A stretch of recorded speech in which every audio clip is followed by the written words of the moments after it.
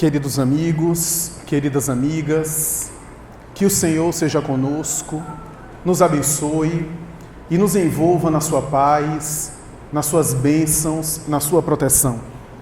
Para nós é uma grata satisfação estar aqui de retorno, de regresso a essa casa abençoada, saudando e cumprimentando os amigos da mesa, em nome de quem eu também cumprimento todo o corpo de trabalhadores desta instituição. A nossa Geisa, particularmente, por intermédio de quem a casa entra em contato conosco para um momento tão abençoado como esse, do qual eu me sinto muito honrado.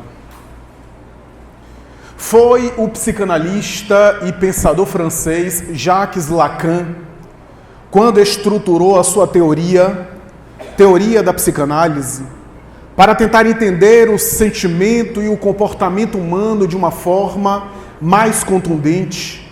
Lacan estabeleceu, na sua teoria, que a origem central das manifestações humanas é aquilo que ele chamou de desejo.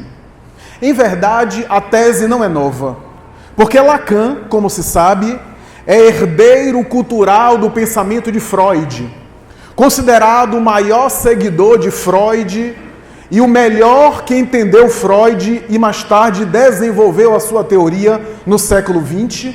Jacques Lacan dizia que o ser humano é uma criatura faltante, que nós somos seres faltantes.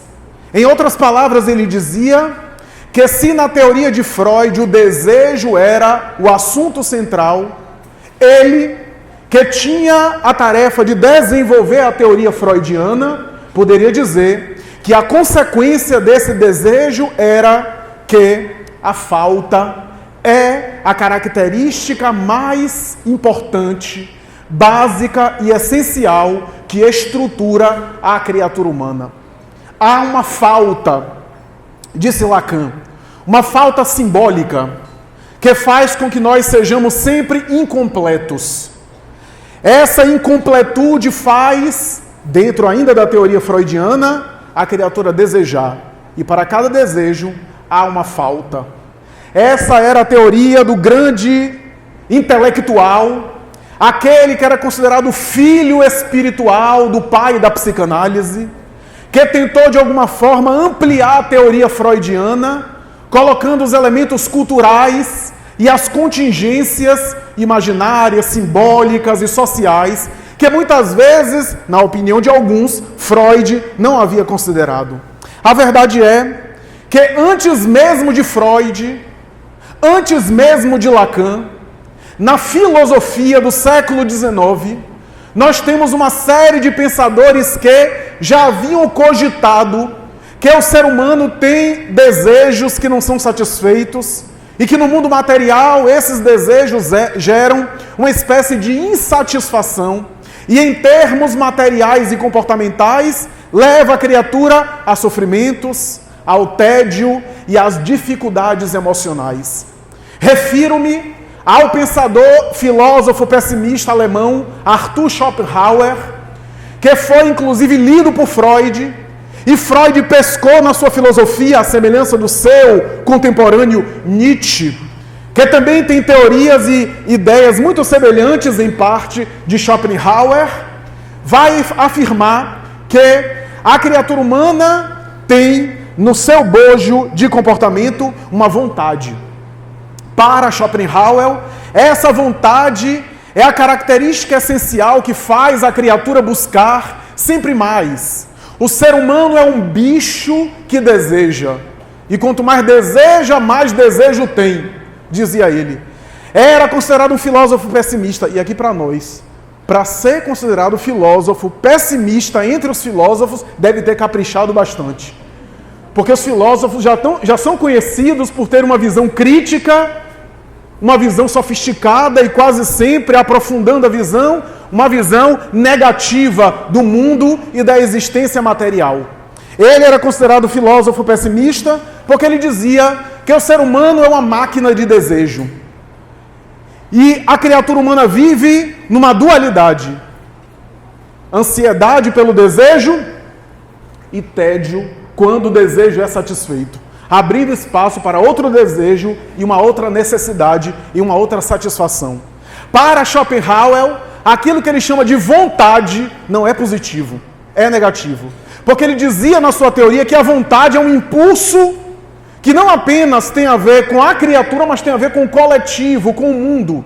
Ele dizia que a vontade é uma espécie de impulso irracional do mundo para que a natureza siga o seu fluxo, para que os animais tenham espécie preservada, para que o ser humano possa também perpetuar, reproduzir e proteger a espécie. Há uma vontade que nos domina e nós somos escravos dessa vontade.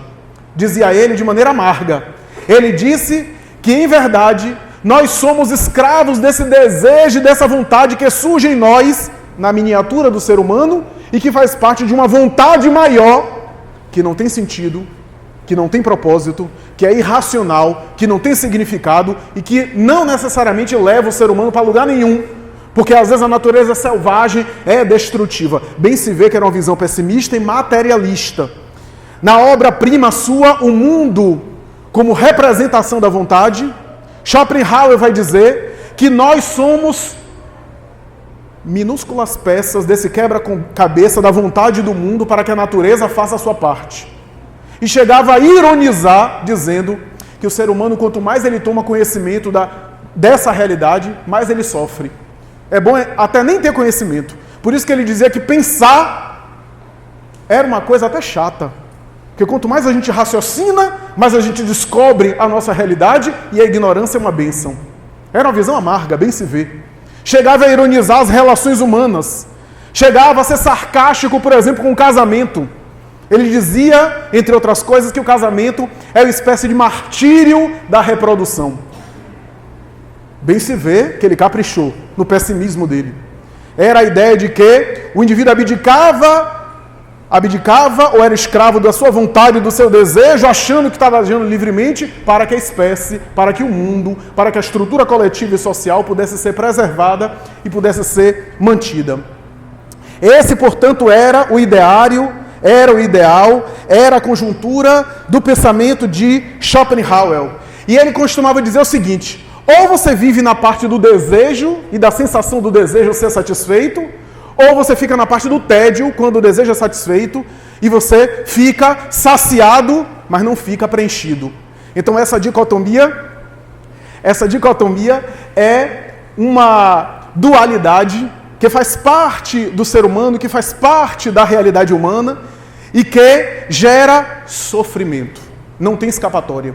Porque ter o desejo é viver ansioso para satisfazer esse desejo. É sofrimento. E quando você satisfaz esse desejo, vem o tédio, que também é sofrimento. Ou seja, quando você deseja, você sofre. Quando você satisfaz o desejo, você fica com saudade do desejo que você tinha e não tem mais. Ou fica com tédio. Para quem tem dificuldade de entender, é só você pensar, você está com muita fome agora. Muita fome. Você sai daqui agora e come 2 pratos de feijoada. Depois vem assim uma tristeza, uma coisa que se abate assim, né? Inexplicável, quase uma coisa metafísica, é o tédio. Então, em uma ala ou em outra, existe sempre algo de sofrimento. Freud, mais tarde, vai pegar essa teoria, porque Schopenhauer dizia que essa vontade age contra nós, e o ser humano é escravo dela. Em verdade, só dizendo não a si mesmo, dizia Schopenhauer, olha que coisa interessante, só dizendo não a si mesmo é que o indivíduo tinha domínio sobre a vontade e pode ter um pouco mais de liberdade. Porque agindo sempre atendendo essas necessidades, ele pensa que é livre, mas não é. A verdade é que Freud vai perceber que ali estava a teoria do inconsciente, rudimentar, que mais tarde ele elaborou melhor na sua teoria da psicanálise a partir do ano de 1900, quando publicou a Interpretação dos Sonhos. E mais tarde, as outras obras da sua teoria. Freud dizia que o inconsciente é movido por desejo. E estabeleceu a famosa teoria sua, psicossexual, a respeito da libido. Libido para Freud é uma energia que busca prazer, não apenas sexual, mas porque sexo para Freud era mais abrangente. Tudo aquilo que o indivíduo busca prazer, satisfação, ele está movendo a libido. Portanto, movendo essa energia de vitalidade, de produção ou de reprodução. O que é interessante perceber é que na teoria freudiana, o ser humano nasce desejo, pensemos no bebê, e esse desejo que vem a falta e vem a necessidade, daí o choro da criança para ser atendido, lentamente, ao se inscrever na vida racional, ele vai... Posso continuar?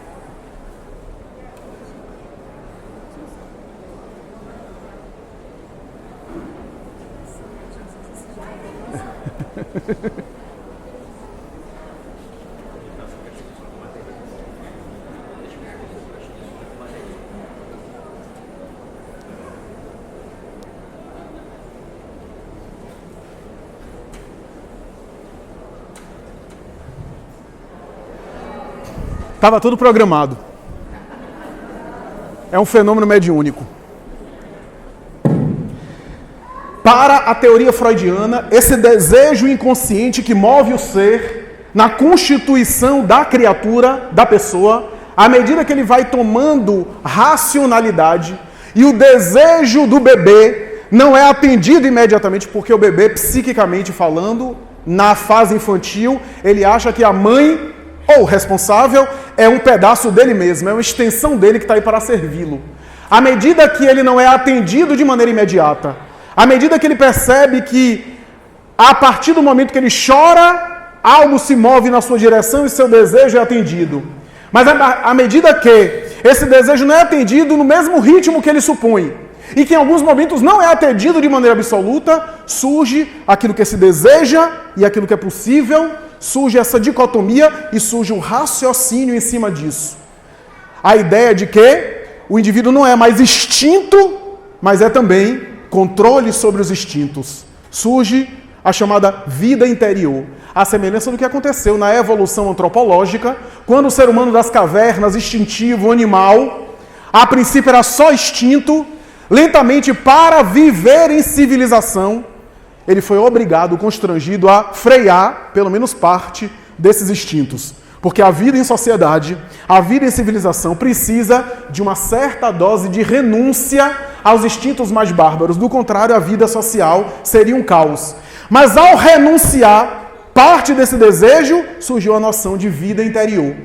Porque quando o meu desejo, o meu impulso de fazer algo, ou de me satisfazer, é reprimido, é controlado, é limitado pela vontade ou pelo controle da razão, eu passo a raciocinar em cima daquilo que eu gostaria de fazer, só que eu não faço. Surge a noção de vida interior, de vida psíquica, e surge aí as manifestações psicológicas mais sofisticadas. A teoria freudiana bebe principalmente desse conceito, porque de maneira básica está na obra O Mal-Estar da Cultura ou O Mal-Estar da Civilização, texto clássico de Freud, segundo o qual Freud vai dizer, grosso modo, isso que eu falei, que a vida social, para ser estabelecida, precisou que o homem das cavernas que nós temos, eu estou falando de maneira simples, se houver algum psicanalista aí, vai me entender, que eu estou traduzindo de uma forma simples, porque o objetivo não é aprofundar a teoria psicanalítica aqui, para fazer a ponte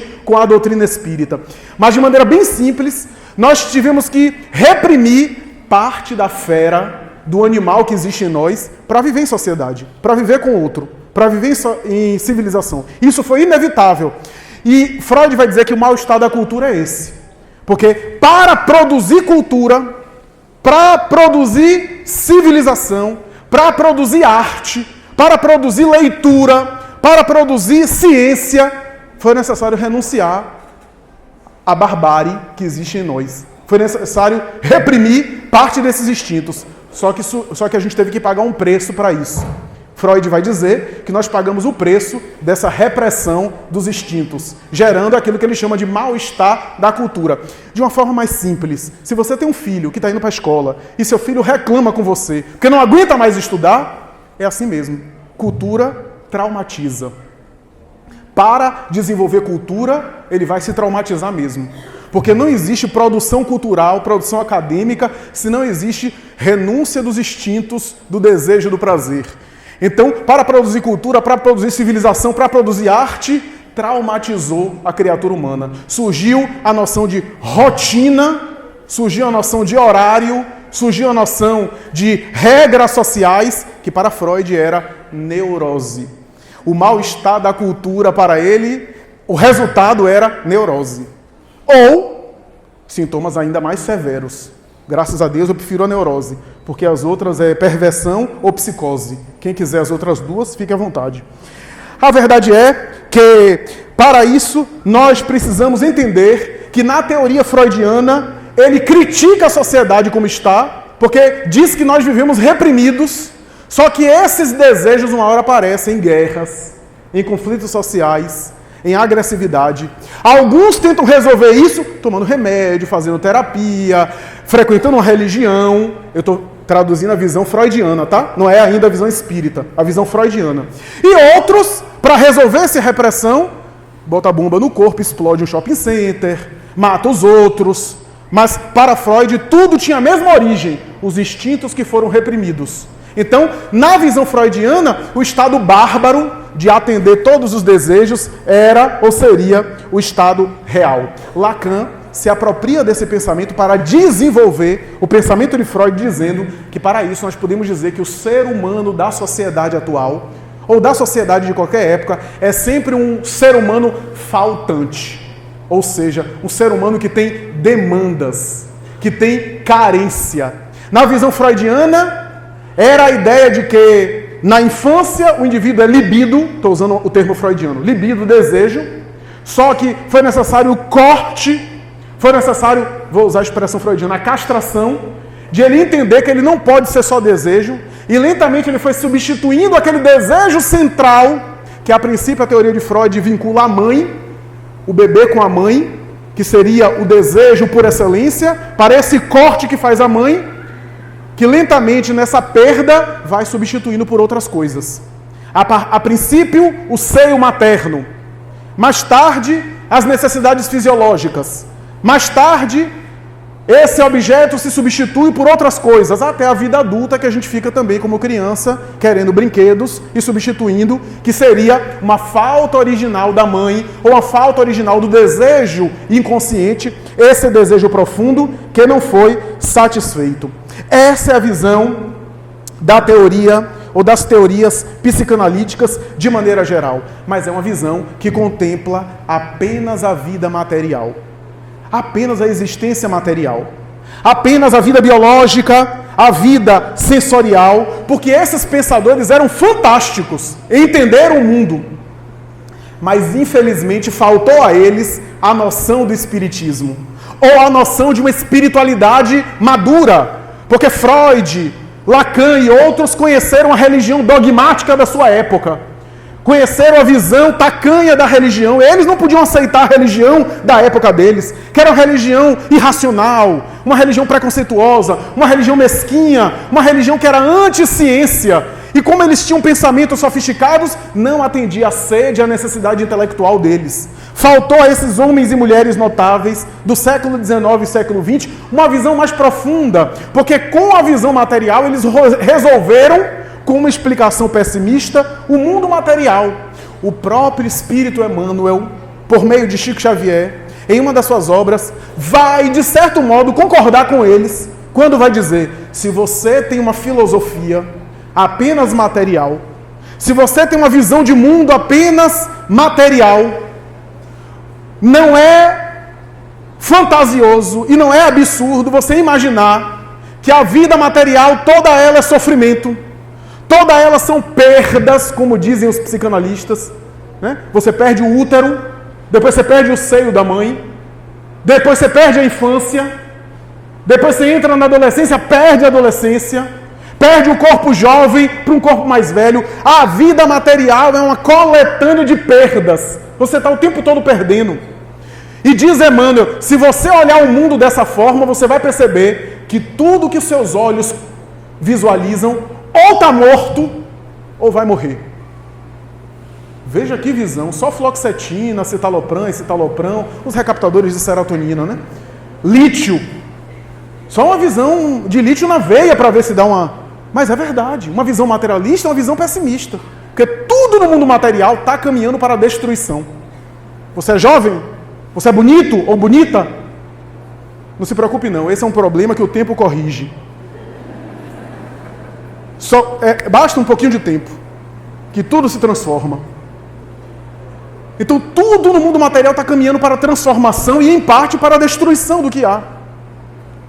Se nós nos fundamentarmos numa visão material, teremos toda a razão para ter uma visão dessa limitada, uma limitação de perspectiva material. E por isso vivemos faltantes, substituindo os desejos inconscientes em desejos emocionais, em carências emocionais, em falta. E é por essa razão que vivemos uma sociedade que está sempre na volúpia de ter, de possuir, de comprar, de consumir, de tal forma que até as pessoas viraram objeto de consumo. Até as relações viraram esse desejo profundo, esse desejo do inconsciente, como dizia Freud. A doutrina espírita amplia a nossa possibilidade. A doutrina espírita vem dizer que esses pensadores têm razão na vida material, mas é porque eles não tinham um olhar da evolução como um todo. Eles olhavam apenas para uma existência, e como diz Emmanuel em O Consolador, uma existência é apenas um dia no relógio da eternidade. Numa visão apenas da existência material, a gente não consegue ver a longo prazo o progresso que está sendo feito agora. Da mesma forma que a criança que está frequentando o jardim de infância não consegue ver as bases fundamentais que vão mais tarde projetá-la para o mestrado, para o doutorado, para a pós-graduação. O espírito também tem uma infância, e aqui para nós ainda estamos nos debatendo na nossa infância espiritual. Ainda temos muita infantilidade em termos de evolução. O espírito André Luiz, na obra antológica No Mundo Maior, traduz isso de uma forma belíssima quando diz, e eu peço licença para ler um trecho de No Mundo Maior, quando ele diz assim: o trabalho paciente dos milênios transformou todas as relações ao longo dos tempos. A mulher mãe e o homem pai deram acesso a novos sopros de renovação do espírito, com bases em experiências instintivas e exclusivamente sexuais. A tribo se converteu na família. A taba se metamorfoseou no lar. A defesa armada cedeu lugar ao direito. A floresta selvagem se transformou na lavoura pacífica. A heterogeneidade dos impulsos nas imensas extensões do território abriu campo à comunhão dos ideais na pátria progressista.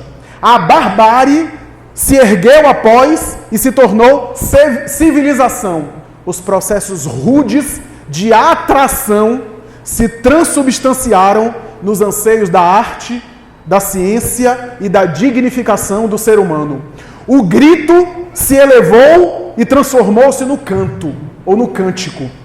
E estimulada pela força criadora dos instintos, a coletividade humana avança vagarosamente embora para o supremo alvo do divino amor. Da espontânea manifestação brutal dos sentidos menos elevados, a alma transita para a gloriosa iniciação. Da gota do diamante bruto que vai lapidado, já existe em potencial o êxtase do futuro santo. Tudo na natureza segue um espírito de sequência. Que extraordinário. Essa evolução dos milênios é que às vezes a gente não consegue perceber. Lázaro, espírito, na mensagem de O Evangelho segundo o Espiritismo, a Lei de Amor, capítulo 11 da obra mencionada, vai dizer que no princípio da evolução, o ser espiritual só tem instinto. Mais avançado, possui sensação. Mais instruído e purificado, constrói os sentimentos. E no ponto mais alto do sentimento está o amor. E Lázaro continua: não me refiro ao amor no sentido vulgar da palavra, mas esse sol que condensa as aspirações da humanidade, porque quando Jesus pronunciou a palavra divina, amor, os mártires, embriagados de alegria, desceram à arena para serem assassinados. Estai atentos, porque o Espiritismo vem pronunciar a segunda palavra do alfabeto divino, que é a reencarnação. Ou seja, o amor é o alvo. Só que quando falamos em amor, o próprio Freud usava na obra dele amor. Mas o amor para Freud era apenas o impulso da libido sexual. O amor tem gradações. A libido pode ser uma manifestação do amor. Não é negativa. Em algumas manifestações, em alguns contextos, é primitiva. Mas não deve ser condenado.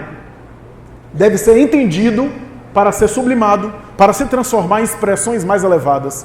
Através da libido e da paixão, o indivíduo manifesta o seu nível evolutivo e o seu grau de amor? Sim. Mas estamos caminhando para o amor, e quando a gente fala amor no sentido do Evangelho, a gente está falando do amor divino, do amor espiritual, do amor sublimado. Porque todos os seres guardam dentro de si essa centelha, mas em alguns de nós está ainda em semente. O que em Jesus era fruto, em nós ainda é semente.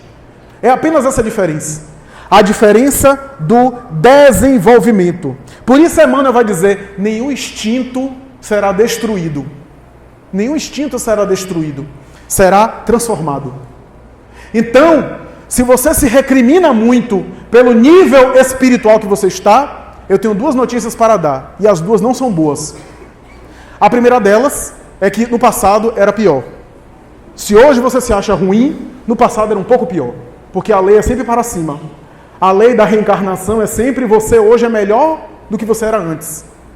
Então, se eu sou hoje o que eu sou, imagine o que eu era no passado. É melhor se alegrar com o que é agora. Essa é a primeira notícia. A segunda notícia é o seguinte: não adianta se recriminar pelas tendências que você tem. Porque essas tendências que você tem são degraus para novos degraus da escada.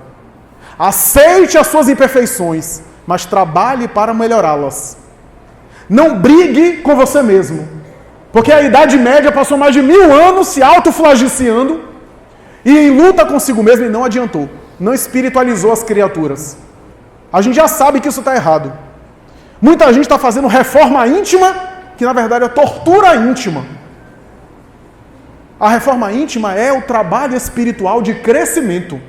E ninguém cresce destruindo os primeiros degraus que pisou os pés. São degraus. Os espíritos superiores que já passaram por onde a gente passou, sabem,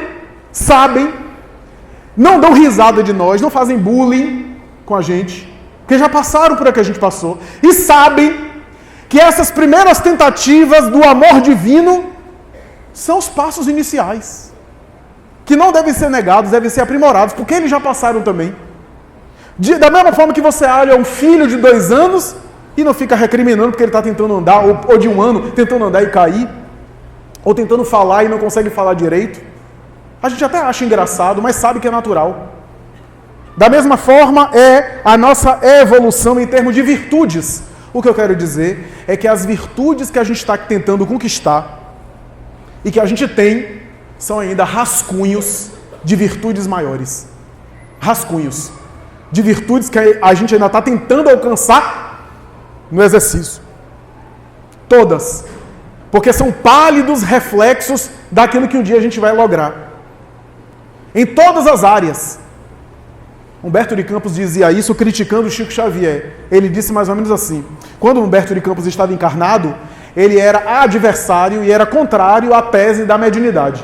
Chico Xavier recebeu a primeira edição de Parnaso de Além Túmulo, aqueles poetas todos que psicografaram, e Humberto de Campos, que estava encarnado, começou a zombar da obra de Chico. Ele era materialista quando estava encarnado, e ele disse assim: veja só, e eu achava que eu não tinha concorrência, que eu estava livre de concorrência e estava aqui como imortal da Academia Brasileira de Letras. Agora esse mineiro está escrevendo Castro Alves, Augusto dos Anjos, Alta de Souza. Isso é deslealdade. porque aí eu vou ter muita concorrência como escritor, ele falava ironicamente.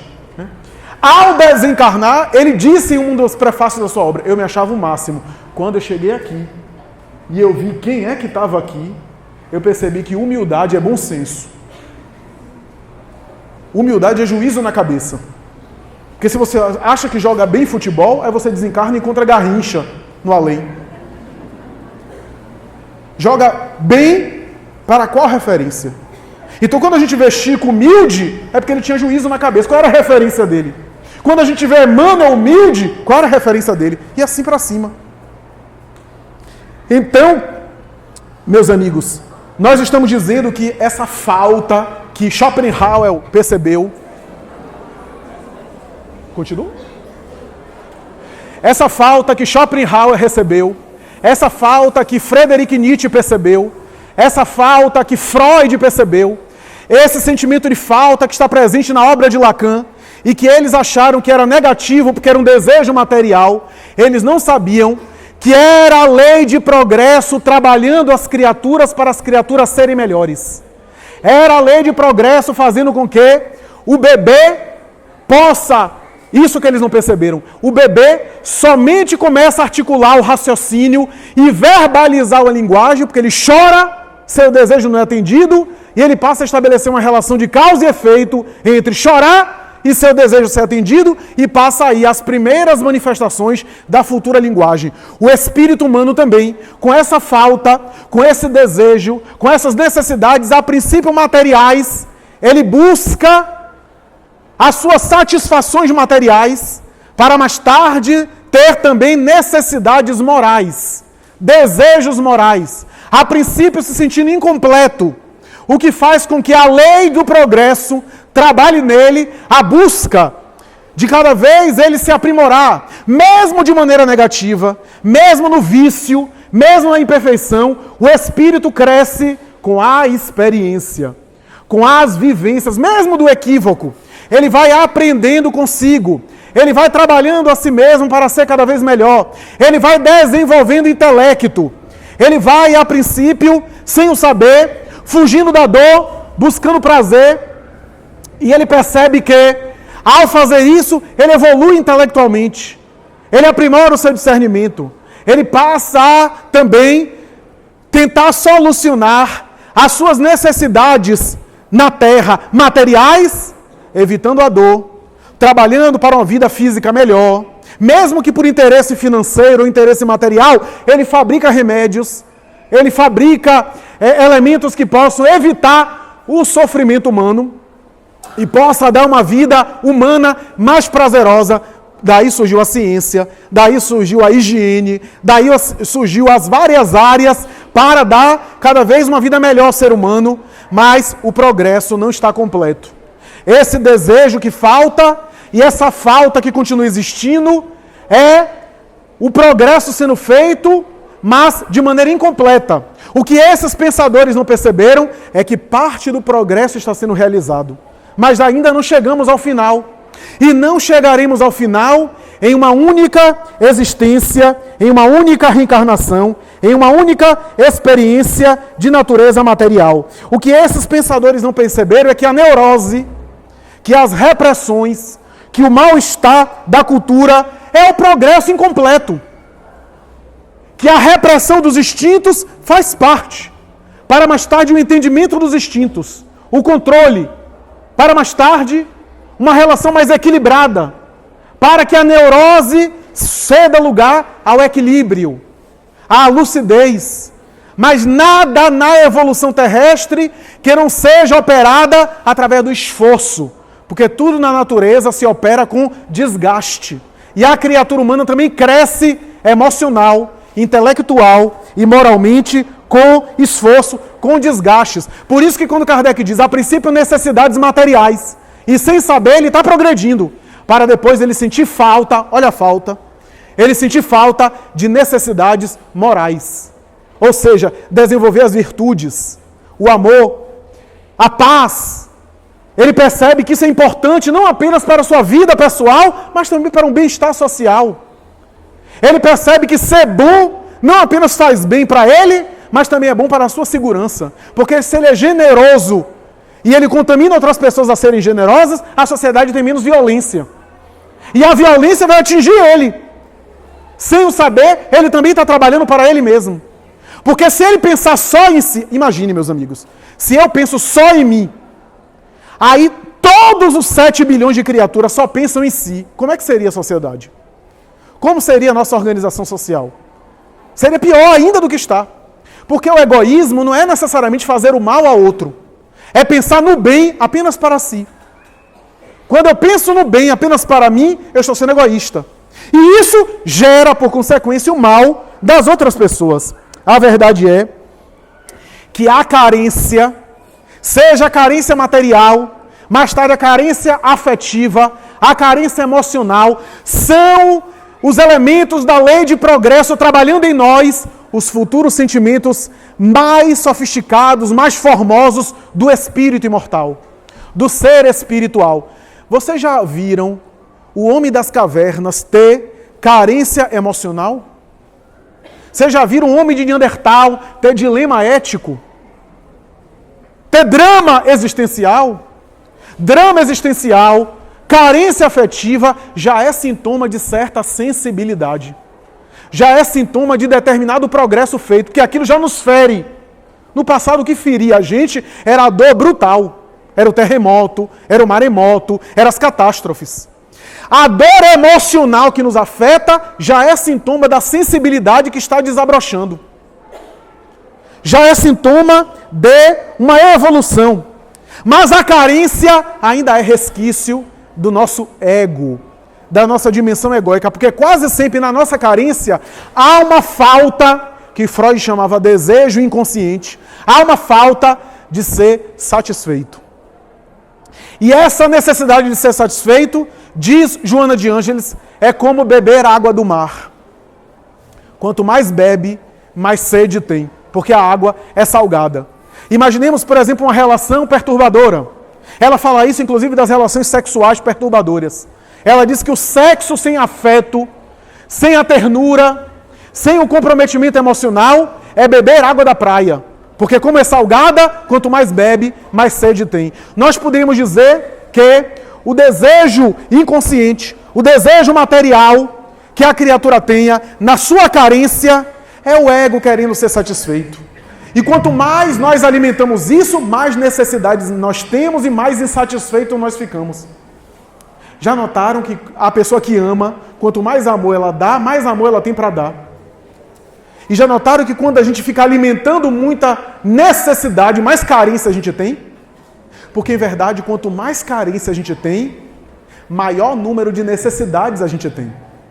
O que significa dizer que quanto menos necessidades nós tenhamos, menos carência a gente vai ter. Os espíritos dizem isso, Allan Kardec, na última parte, vai dizer: o homem feliz é aquele que tem a menos necessidade. Porque ao ter menos necessidade, ele tem menos apego. Ele usa as coisas, mas não se fixa às coisas. Ele utiliza das experiências materiais como um meio. Mas ele sabe que a experiência material é um meio de internalizar os valores do espírito, porque tudo da matéria passa. O que fica é o espírito.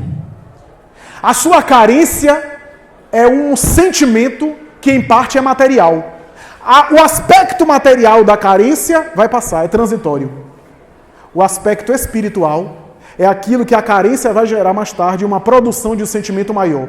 Em palavras mais simples, todos os sentimentos, mesmo os mais primários, são rascunhos de sentimentos mais sofisticados lá na frente. O apóstolo Paulo, antes de ser Paulo, ele era fanático, ele era obsessivo, ele era agressivo, ele era orgulhoso. Jesus o chama para o trabalho do evangelho, ele pegou toda aquela paixão negativa que ele tinha, direcionou para o lugar certo, não foi anulado, não foi destruído. E aquilo tudo se transformou em perseverança, em obstinação, em dedicação, em fidelidade. Era a mesma característica, só que agora amadurecida e trabalhada. Simão Pedro era preconceituoso, oscilava, instável emocionalmente, era medroso, negou Jesus. Depois que ele amadureceu, que ele caiu no erro, porque a negação de Pedro, quando ele negou Jesus, ele negou ele mesmo. No fundo, era falta de conhecimento que ele tinha de si. No fundo, ele não sabia das suas resistências. Quantos de nós não sabemos o que nós somos capazes de fazer? E quando vem o desafio, a gente reage de uma forma que a gente nunca imaginaria que reagiria. A negação de Pedro, portanto, tem a ver com essas características, com essas configurações. Por essa razão, quando ele se transformou, ele trabalhou aqueles sentimentos em prudência, em sabedoria, em lucidez, em espírito de conciliação. Era o mesmo medo, agora transformado em precaução, em sabedoria, em espírito de conciliação. Era a mesma virtude. Então, essas virtudes estão sendo trabalhadas em nós. Por isso, meus amigos, o lema central do Evangelho de Jesus é o reino dos céus. E o reino dos céus é um estado de conexão interior, espiritual. É um estado de conexão. Se eu for resumir todo o Evangelho em uma expressão, eu diria que o reino dos céus, que é o tema central do Evangelho, é a conexão que você estabelece com Deus. Ou, se quiser, com as verdades espirituais. E para você estabelecer essa conexão, você tem que se trabalhar espiritualmente. Quanto mais você se trabalha espiritualmente, mais conectado você está. Como eu falei em outra palestra, né? Tem gente que tem ainda, como eu, a internet de escada. Disca, cai e volta. Lembra da internet de escada, década de 90, 2000? Tem uns que já tem uma internet assim um pouco melhor, de cabo, 3G, já assiste assim um vídeo de 30 segundos, né? Só que os espíritos superiores têm alguns têm uma internet 3G, 4G, né? Tem uns mais evoluídos ainda que a internet não cai, é fibra ótica, conexão constante. Baixa um filme de 4K ou 1080p em 30 segundos. Tem uma conexão que não cai. A nossa antena, esse Wi-Fi com o divino é que está sendo trabalhado. Nós vivemos com a internet caindo, né? A nossa internet de vez em quando cai e volta, né? Que nem o sistema aqui. Mas à medida que nós vamos nos conectando de maneira mais contundente, essa conexão fica mais... Por isso que Jesus estabeleceu: buscai primeiro o reino de Deus, e tudo mais vos será acrescentado. Eu sou o caminho, a verdade e a vida. Eu sou a vida e vida em abundância. O que é que ele queria dizer com essas experiências? Ele queria dizer que a solidão que nós sentimos, carência, é um sentimento. Aliás, mais do que uma situação geográfica, porque eu posso estar cheio de gente do meu lado e me sentir só. Porque é um sentimento, não é uma condição. E, aliás, a solidão, a multidão é uma solidão mais complicada do que a solidão, por exemplo, a sós. E quanta gente que está sozinha, mas não se sente em solidão. Porque está em profunda conexão consigo mesmo. O que eu chego à conclusão é o seguinte: a solidão, as nossas carências que a gente busca na vida material como compensação, é ainda a falta de conexão que a gente ainda não tem com esse plano espiritual maior, que nos satisfaz. E o resto será acrescentado, como dizia Jesus: buscai primeiro o reino de Deus e tudo, por acréscimo, vos será acrescentado. Ou seja, essa falta de conexão que a gente ainda não tem ideia, que alimentaria a nossa vida. Há um caso de Marlene Nobre, que ela fala sobre Chico Xavier. Marlene Severino Nobre, já desencarnada, uma médica conhecida do movimento espírita, uma médica notável, que fez tantos estudos sobre espiritualidade. Marlene Nobre vai dizer que quando conheceu Chico Xavier, já morando em Uberaba, ela tinha 19 para 20 anos, Chico já era um senhor de 50 anos aproximadamente. Ela disse que foi conhecer Chico e não aguentou acompanhar Chico uma semana. Porque ela disse que ia para o grupo espírita da prece pela manhã. Chico já estava aposentado por invalidez do serviço profissional como funcionário público.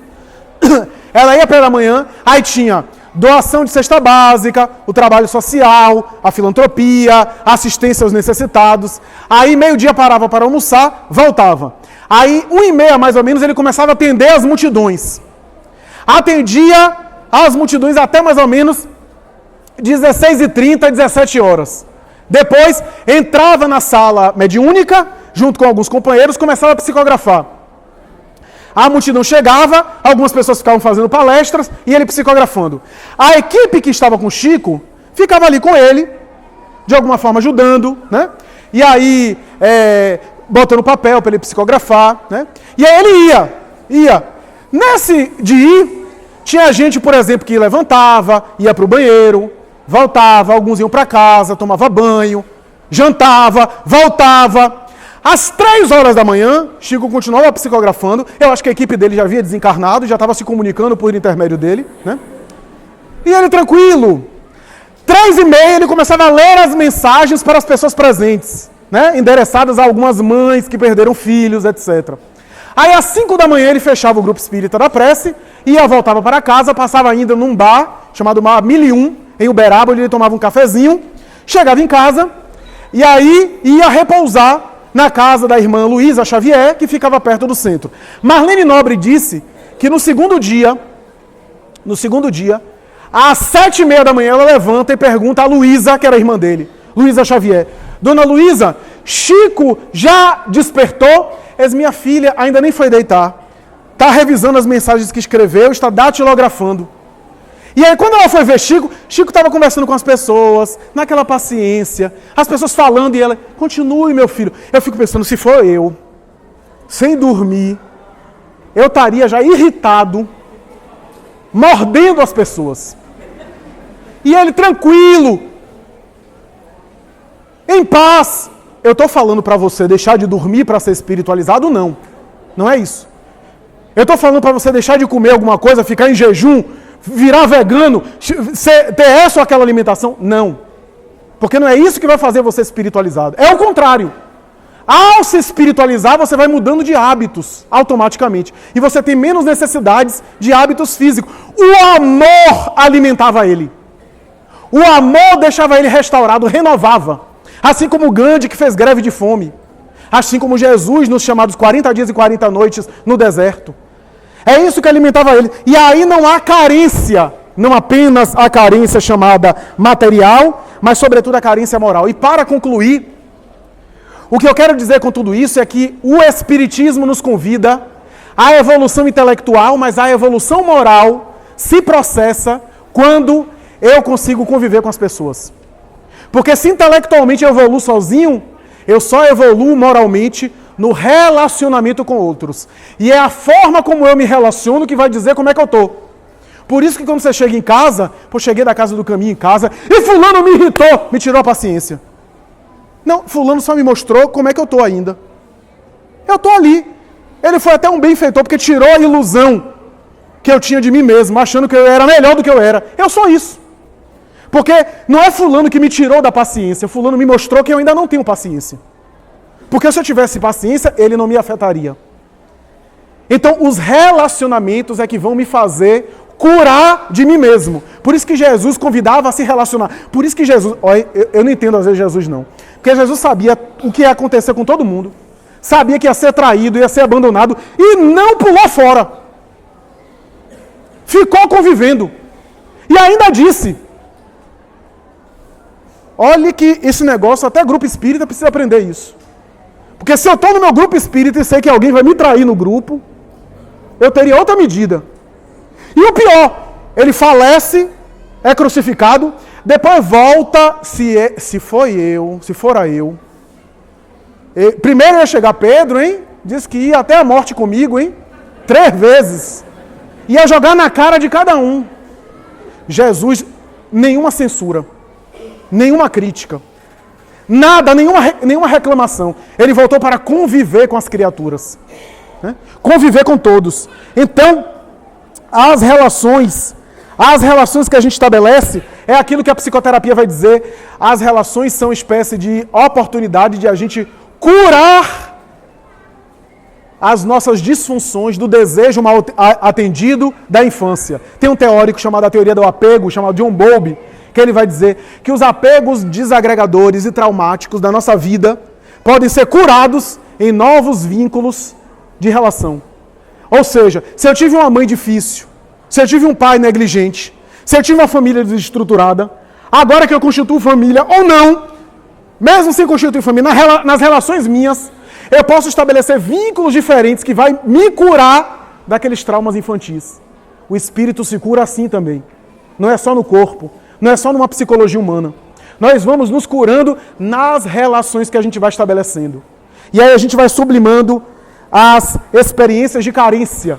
E quando a gente desenvolve esse amor no sentido elevado, meus amigos, quando a gente consegue conquistar esses sentimentos, nós já estamos em outro patamar. Porque é um amor que não se fragiliza. É um amor que não se perturba. Você já imaginou o que é isso? Um amor que não se perturba, que nada do que você faça, o outro se perturba, o outro se abala. Olha que isso dá problema para muita gente. Mas é verdade. A pessoa não se afeta. Porque isso é o amor de Deus para conosco. O que a gente fizer, Deus vai continuar nos amando da mesma forma. Nada, a gente pode até prejudicar nós mesmos, mas para Deus é impassível nesse sentido. Então a gente está aprendendo esse amor divino. Esse amor que Paulo dizia na sua epístola, é um amor que tudo espera, tudo sofre, tudo suporta. Um amor desse não é um amor normal. Você já viu um amor terreno, tudo esperar, tudo sofrer, tudo compreender? Não é um amor normal. Aí a gente vê, por exemplo, Chico, em 1932, receber pela primeira vez o Espírito Emmanuel, está na obra de Clóvis Tavares, Amor e Sabedoria de Emmanuel. Chico recebe a visita e diz assim, ele estava muito cansado de um trabalho, estava com dor nos olhos, o primeiro problema de saúde ocular começava a aparecer, e Emmanuel diz assim, descansa agora, porque quando estiveres preparado, quero colaborar contigo na divulgação da filosofia espírita. Porque tenho acompanhado o teu espírito. E a gente pensa assim, ele está uma semana acompanhando, né? Não. Tenho acompanhado o teu espírito ao longo dos séculos. Tu me vês apenas agora. Mas quero te dizer que os laços que ligam meu coração ao teu se perdem na noite infinita dos tempos.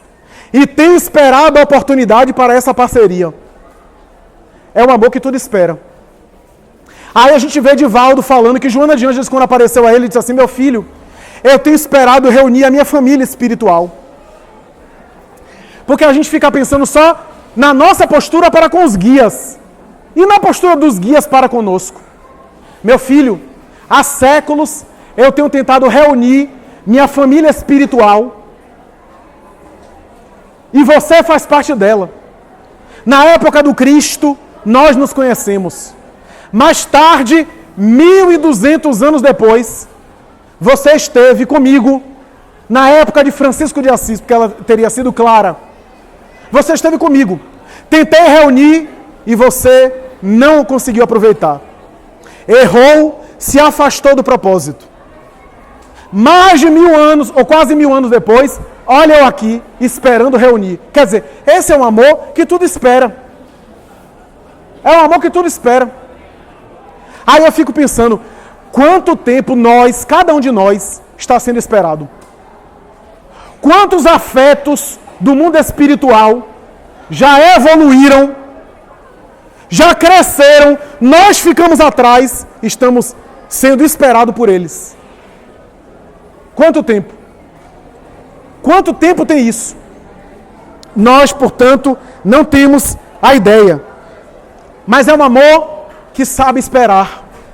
Então, se você está com a sua esposa e ela está há 3 anos de relacionamento e não muda, quer discutir a relação, quer brigar com você, né? E você acha que vai mudar, talvez ela está assim há 500 anos. Talvez ela não vai mudar. Se seu marido não muda já há não sei quanto tempo de relação, pense que talvez esse é um problema de alguns séculos. Não estou falando isso no sentido de concordar com o equívoco, concordar com a postura negativa. Mas estou falando que esse amor maior é um amor que não abala aquele que ama. É um amor que supre as carências. É um amor que quando a gente... eu não sei ainda isso, porque eu não consegui ainda chegar lá. Mas eu imagino que é um amor que quando a gente conecta essa rede Wi-Fi, que a gente se satisfaz tanto que a gente não tem essas necessidades habituais. Portanto, a gente não é escravo, não é refém. Porque carência tem a ver com necessidade. Portanto, se eu tenho carência, eu quero receber. e não necessariamente eu quero oferecer. Se você tem carência, não faz mal. Se você ama de maneira imperfeita, não faz mal. Todos nós estamos assim. Até o bem que a gente faz é um bem imperfeito. Mas continue servindo ao bem. Continue atuando no bem. Continue operando no bem. Porque esse bem que você vai fazer vai transformar você em uma pessoa melhor.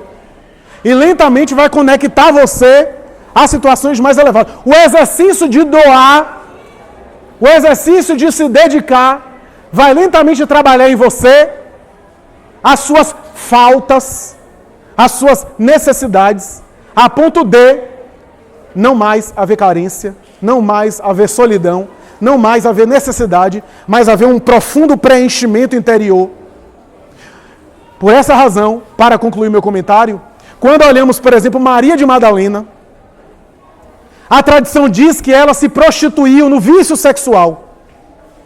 No fundo, o maior discurso, diz Humberto de Campos, o maior discurso que Jesus teve sobre amor foi com ela. Talvez para dizer que ela, no vício que se entregou, tinha no fundo sede de amor. Tinha carência de amor. Só estava buscando o amor pelos meios não adequados. Mas o vício, a vulgaridade, a promiscuidade é carência de afeto. É sede de amor. É um amor primário, exigindo ser amadurecido. Portanto, exercitemos esse amor divino. Exercitemos esse bem maior, que conseguiremos encontrar a paz que estamos buscando, não de inopino, mas com certeza ao longo dos tempos. Muito obrigado, muita paz.